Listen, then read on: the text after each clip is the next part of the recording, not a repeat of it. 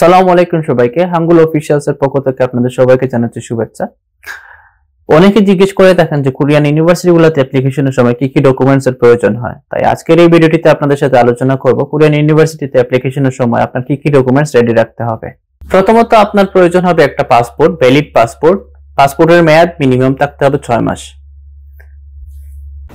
এরপরে আপনার থাকতে হবে একটা ফটো। কোরিয়ান স্ট্যান্ডার্ড সাইজ হচ্ছে 3x4 সেন্টিমিটার।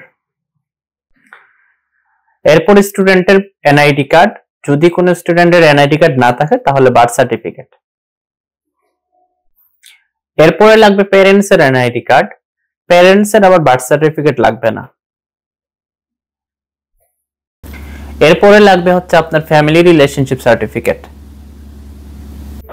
এরপরে লাগবে হচ্ছে আপনার একাডেমিক সার্টিফিকেটস এন্ড ট্রান্সক্রিপ্টস, যেগুলো education board, education ministry, education foreign ministry and Korean embassy থেকে অ্যাটাস্টেশন করানো থাকতে হবে।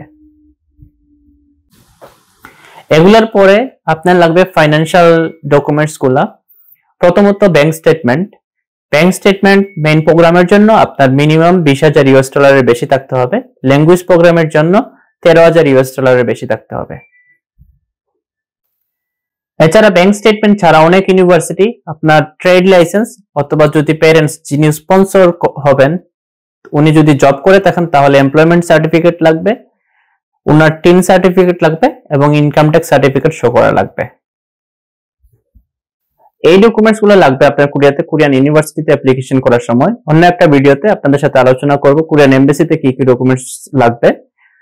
আর স্টাডি রিলেটেড কোনো ইনফরমেশন জানার জন্য আমাদের চ্যানেল সাবস্ক্রাইব করে রাখতে পারেন। ধন্যবাদ।